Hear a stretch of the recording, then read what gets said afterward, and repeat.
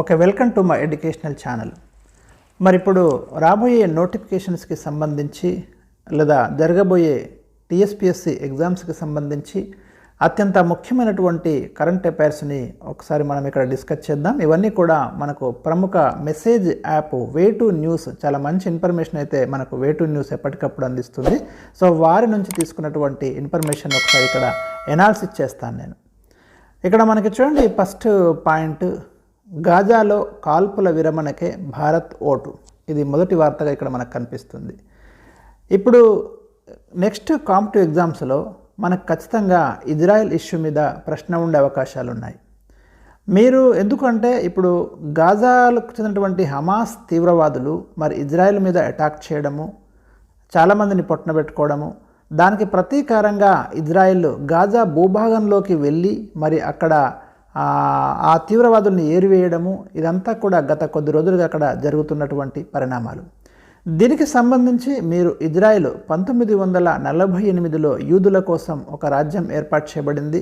దాన్నే మనం ఇజ్రాయెల్ అంటున్నాము. అప్పటికే మరి అక్కడ పాలస్తీనా భూభాగము, అక్కడ ఉన్నటువంటి ప్రజలు ముస్లిమ్స్ ఎవరైతే ఉన్నారో మరి ఈ యూదులకి ఈ ముస్లిమ్స్కి మధ్య తీవ్రమైనటువంటి ఉద్రిక్త పరిస్థితులు అప్పటి నుండే ఉన్నాయి మనకి. అవి ఇప్పటికి కూడా ఆ ఉద్రిక్తతలు అలాగే ఉన్నాయి.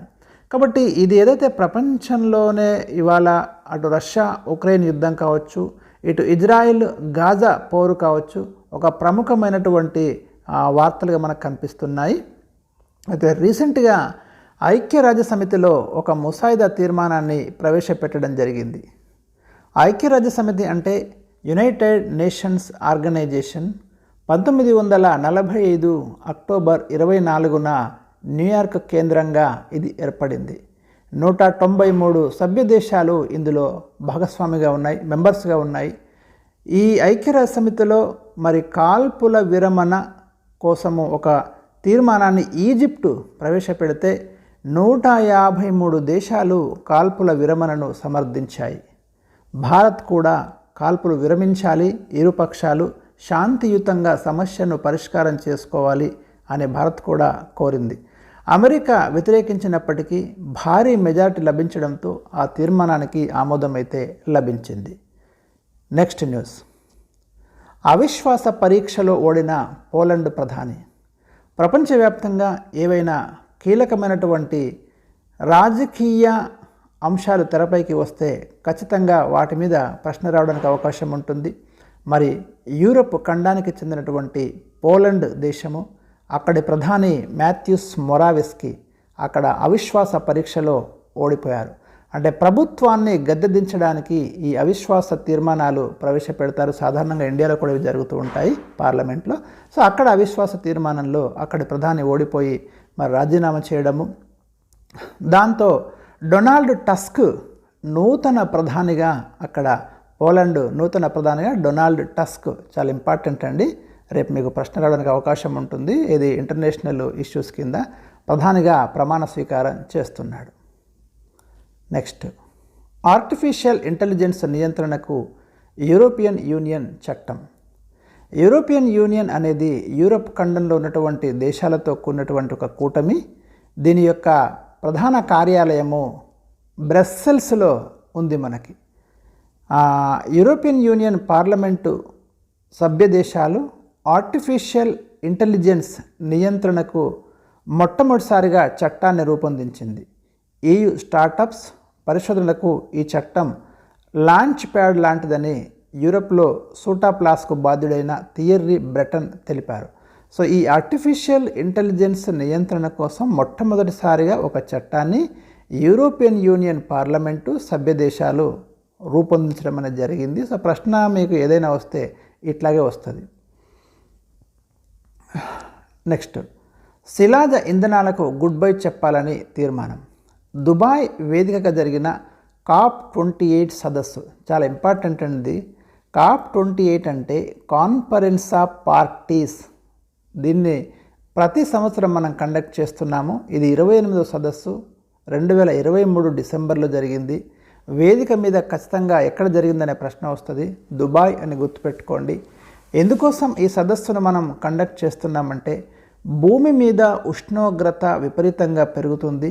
మరి దానివల్ల అనేక దుష్పరిణామాలు సంభవించే అవకాశం ఉంది.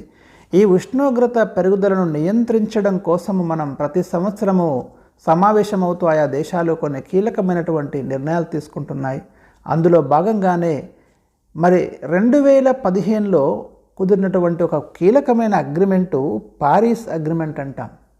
ఆ అగ్రిమెంటు ప్రకారము ఉష్ణోగ్రత పెరుగుదల, భూమి మీద ఉష్ణోగ్రత పెరుగుదలను 1.5 డిగ్రీల సెల్సియస్కి పరిమితం చేయాలని నిర్ణయించుకోవడం జరిగింది.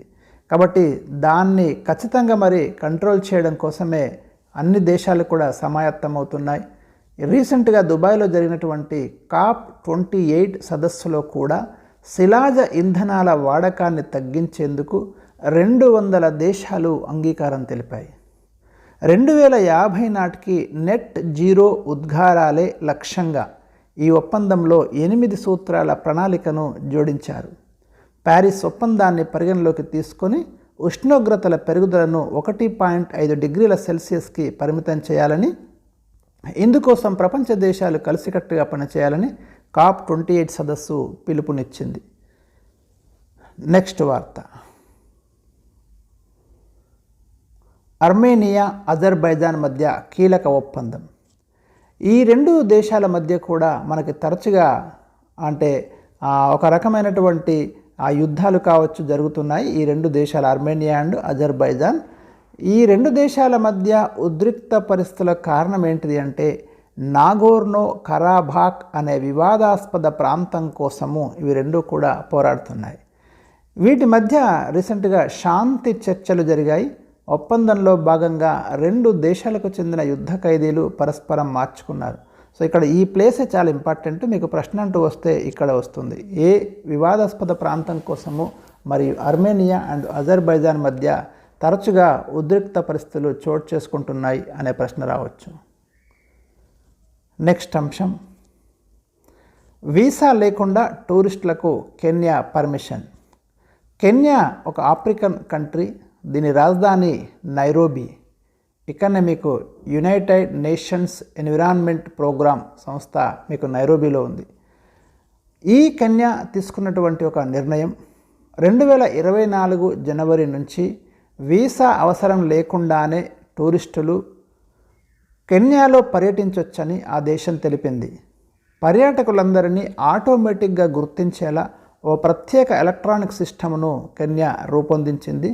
ఒక్కసారి గుర్తించగానే టూరిస్టులకు ఎలక్ట్రానిక్ ట్రావెల్ ఆథరైజేషన్ మంజూరు అవుతుంది. అంటే ఎలాంటి వీసా లేకుండా మనం డైరెక్ట్గా కెన్యాకి వెళ్ళి అక్కడ పర్యాటక ప్రదేశాలను చూడడానికైతే అవకాశం ఇవ్వడం అనేది జరిగింది. Next one.